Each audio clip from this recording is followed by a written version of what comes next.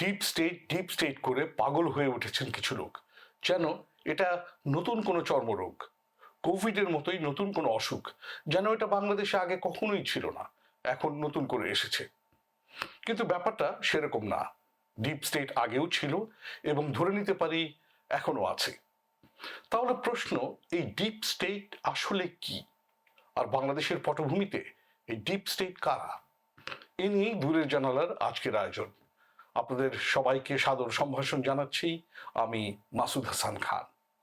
আশা করি ভিডিওটা পুরোটা দেখবেন, আর ভালো লাগলে লাইক দেবেন, শেয়ার করবেন এবং চ্যানেলটি সাবস্ক্রাইব করবেন।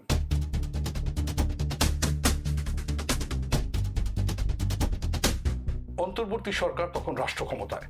সে সময় ডিপ স্টেটের তরফ থেকে ডক্টর ইউনূসের সরকারকে প্রস্তাব দেওয়া হয়েছিল 2029 সাল পর্যন্ত তাদের ক্ষমতায় থাকার ব্যবস্থা করে দেওয়া হবে। সেই সরকারের একজন উপদেষ্টা এবং জাতীয় নাগরিক পার্টি বা এনসিপির এখনকার মুখপাত্র আসিফ মাহমুদ সজীব ভুইয়া এই দাবি করেছেন গত 26শে মার্চ। এনসিপির এক আলোচনা সভায় তিনি এসব কথা বলেছেন। আসুন শোনা যাক তার বক্তব্য। স্ট্র্যাটেজি আমাদেরকে সাজিয়ে দিয়েছিল যে কিভাবে ক্ষমতায় থাকা যায়, তাদের সাথে এক ধরনের নেগোসিয়েশন, সমঝোতার ভিত্তিতে। আমরা কিন্তু সেটাতে সায় দিইনি। সাংবিধানিক ধারাবাহিকতা যদি রক্ষা করতে যাই তাহলে তো নির্বাচনটা 29 সালে হওয়ার কথা। এবং আমরা যখন সরকারের দায়িত্ব ছিলাম, শুরুর দিকে আমাদেরকে বিভিন্ন শক্তিশালী ইনস্টিটিউশন, শক্তিশালী যাদেরকে আসলে ডিপ স্টেট বলা হয়, তাদের থেকে আমাদেরকে অফার করা হয়েছিল যে আপনারা শেখ হাসিনার যে মেয়াদ আছে 2029 সাল পর্যন্ত, সেটা শেষ করেন, আপনারা শেষ করেন, আমরা আপনাদেরকে সহযোগিতা করি। তাদের সার্টেন কিছু শর্ত ছিল যে তাদেরকে কিছু কিছু জায়গায় ফ্যাসিলিটেট করা, এবং তারা পুরো রোডম্যাপও করে নিয়ে এসেছিল যে বিএনপি নেতাদের তো সাজা আছে, তো সাজা থাকলে সাধারণভাবে নির্বাচন দিলেও তারা নির্বাচন করতে পারবে না। তো তাদের সাজাগুলো ইয়ে না করে আদালতের মাধ্যমে এগুলো লেন্দি করে, আপনারা তো জানেন সেটা কিভাবে করা যায়। আদালতের ডেট ঘুরিয়ে ঘুরিয়ে তারেক রহমানের নিজের নামেও সাজা ছিল, সে যদি সাজাপ্রাপ্ত অবস্থায় থাকতো নির্বাচন হলেও তিনি বাংলাদেশের নির্বাচন অংশগ্রহণ করতে পারতেন না। তো তারা পুরো স্ট্র্যাটেজি আমাদেরকে সাজিয়ে দিয়েছিল যে কিভাবে ক্ষমতায় থাকা যায়, তাদের সাথে এক ধরনের নেগোসিয়েশন, সমঝোতার ভিত্তিতে। আমরা কিন্তু সেটাতে সায় দিইনি। আমরা সবসময় গণতন্ত্রকেই সামনে রেখেছি এবং সেটার প্রতি কমিটমেন্ট লাস্ট সরকারের ছিল বলেই নির্বাচনটা হয়েছে, এবং আমাদের ছিল বলেই আমরা ইভেন নির্বাচন যেন প্রশ্নবিদ্ধ না হয় সেজন্য নিজেরা আগ বাড়িয়ে পদত্যাগ করে চলে এসেছি। তবে মিস্টার ভুইয়া একই সাথে জানিয়েছেন অন্তর্বর্তী সরকার ডিপ স্টেটের ওই প্রস্তাবে রাজি হয়নি। অর্থাৎ তিনি যেটা বোঝানোর চেষ্টা করেছেন, ক্ষমতার চাবিকাঠি হাতে পেয়েও তারা ওই প্রস্তাবে রাজি হননি। আর তার এই মন্তব্যকে ঘিরেই এখন চলছে আলোচনা আর বিতর্ক। এই ডিপ স্টেট আসলে কি? সোজা বাংলায় বলতে গেলে ডিপ স্টেট কোনো একক ব্যক্তি বা একক প্রতিষ্ঠান না। এটা একটা বিতর্কিত ট্যাগ, যার মানে হলো সরকারের বাইরে থেকে কোনো শক্তি বা একাধিক শক্তি যারা পর্দার আড়াল থেকে ক্ষমতার সুতা টানে। তাদের প্রভাবে ক্ষমতায় থাকা সরকার দ্বিতীয় পড়ে এবং বাইরে থেকেই এরা সরকারকে নিজেদের খুশি মতো পরিচালিত করে। কিন্তু প্রশ্ন হলো, প্রশাসনের ভেতরে কিংবা বাইরে এমন কোনো শক্তিশালী গোষ্ঠী কি থাকতে পারে না যারা সরকারের পলিসি মেকিংয়ে, পলিসি ফ্রেমিংয়ে প্রভাব ফেলতে পারে? আমরা আমেরিকান ডিপ স্টেটের কথা শুনেছি, ব্রিটেনের এস্টাবলিশমেন্টের কথা আমরা জানি, ভারত পাকিস্তানেও ডিপ স্টেট রয়েছে বলে শোনা যায়। বাংলাদেশে ডিপ স্টেট কি নতুন? না, একেবারেই না। স্বাধীনতার আগে থেকেই এই ডিপ স্টেট ছিল এবং স্বাধীনতার পরও রয়েছে। একটা উদাহরণ দিই। 1970 সালে আওয়ামী লীগ পাকিস্তানের জাতীয় পরিষদ এবং প্রাদেশিক পরিষদ দুটি নির্বাচনেই বিপুল সাফল্য অর্জন করে। তারা জাতীয় পরিষদে পেয়েছিল 168টি আসন আর প্রাদেশিক পরিষদে পেয়েছিল 298টি আসন। অর্থাৎ এই বিশাল ম্যান্ডেটের জেরেই আওয়ামী লীগের সরকার গঠন করার কথা ছিল, কিন্তু সেটা হয়নি। কেন? সেই সময়কার নথিপত্র ঘাটাঘাটি করলেই আপনি জেনে যাবেন আওয়ামী লীগের ক্ষমতায় আসা ঠেকাতে কি করেছিল পাকিস্তানের ডিপ স্টেট। জাস্ট গুগল সার্চে লিখুন লারকানা ডার্ক শুটিং কনস্পিরেসি, জবাব পেয়ে যাবেন আপনার প্রশ্নের। এরপর ধরুন 1990 সালে এরশাদ সরকারের পতনের ঘটনা। সেই সময় বিরোধী দলের আন্দোলন যখন তুঙ্গে, তখন কারা সাবেক ওই সামরিক শাসককে জানিয়েছিল যে তাকে ক্ষমতা ছাড়তে হবে? একটু ভেবে দেখলেই বুঝতে পারবেন। 1/11 সরকারের কথা মনে আছে? কিভাবে দেশি বিদেশি শক্তি একত্রিত হয়ে সেই সময়কার বিএনপি নেতৃত্বাধীন জোট সরকারকে পদত্যাগে বাধ্য করেছিল? লগি বৈঠা আন্দোলন, জরুরি অবস্থা, কারফিউ, -2 ফর্মুলা কারা করেছিল এসব? পেছন থেকে কলকাঠি নেড়েছিল কারা? বাংলাদেশের পটভূমিতে ডিপ স্টেট ধারণাটি একদিকে যেমন বিতর্কিত, অন্যদিকে এটা মাল্টিডিমেনশনাল বা বহুমাত্রিক। দৃশ্যমান ক্ষমতার বাইরে থাকা বিভিন্ন সত্তাকে এই ট্যাগ দিয়ে থাকে বিভিন্ন রাজনৈতিক পক্ষ, যেমন আওয়ামী লীগ ও তার তৈরি ডিপ স্টেট। এটা বহুল আলোচিত এক অভিযোগ।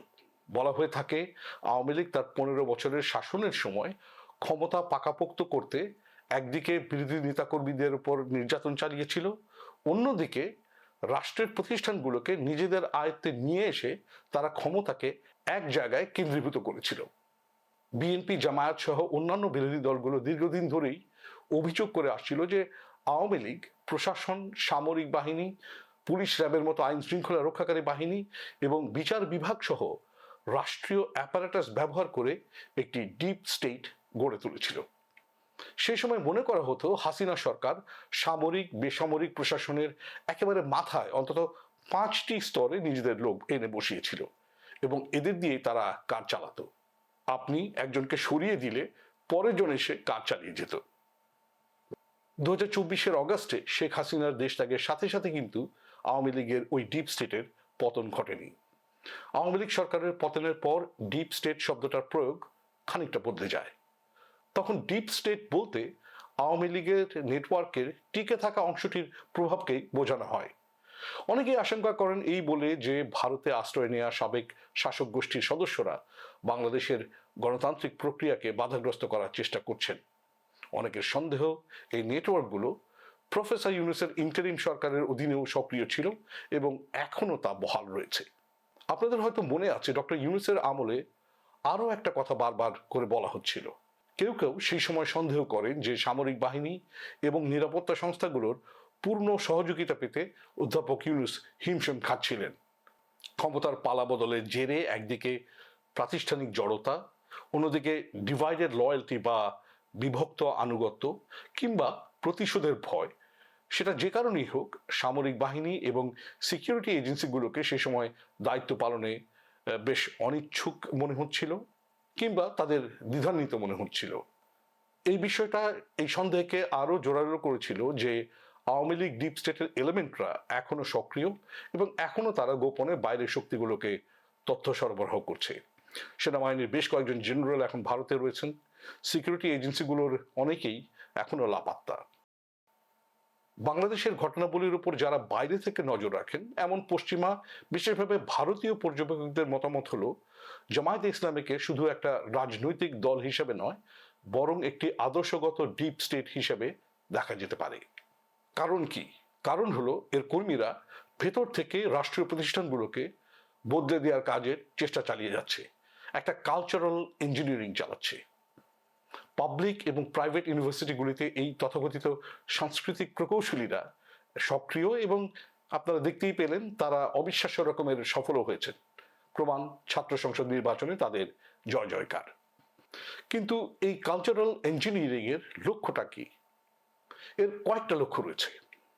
এক, জনমত তৈরি করে জামায়াতকে তার আদর্শ বিস্তারে সহায়তা করা। 2, জামায়াতই যে দেশের একমাত্র খাঁটি ইসলামপন্থী দল, এই ন্যারেটিভকে জনমনে পাকাপোক্ত করা।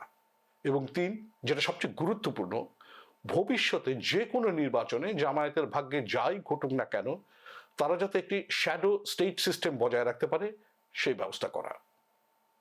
1/11 সরকার গঠনের সাথে পশ্চিমা ডিপ স্টেটগুলোর জড়িত থাকার অভিযোগ ছিল, সে কথা একটু আগেই বলেছি।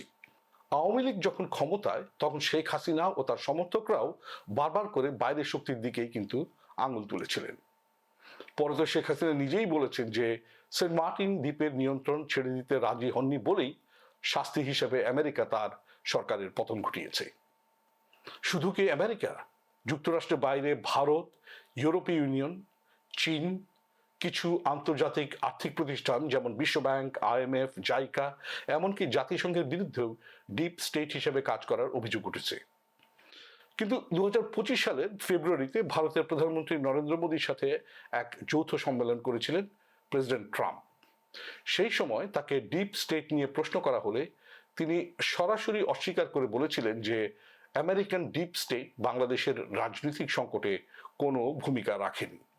And what is the role that the deep state played in the situation in Bangladesh? Well, there was no role for our deep state. It was.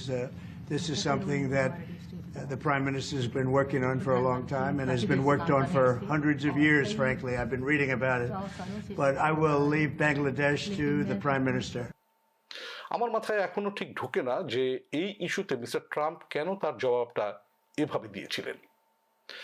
একটা কথা তো ঠিক যে ডিপ স্টেট, তা সে দেশি হোক বা বিদেশি হোক, তারা কখনোই নিজেদের কাজকর্ম ঢাকঢোল পিটিয়ে প্রচার করে না।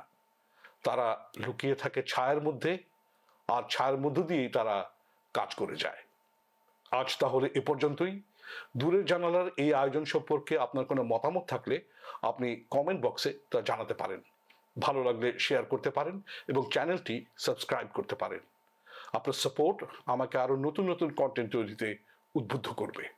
দেখা হবে আগামী আয়োজনে। সে পর্যন্ত আপনাদের সবার প্রতি রইল শুভেচ্ছা।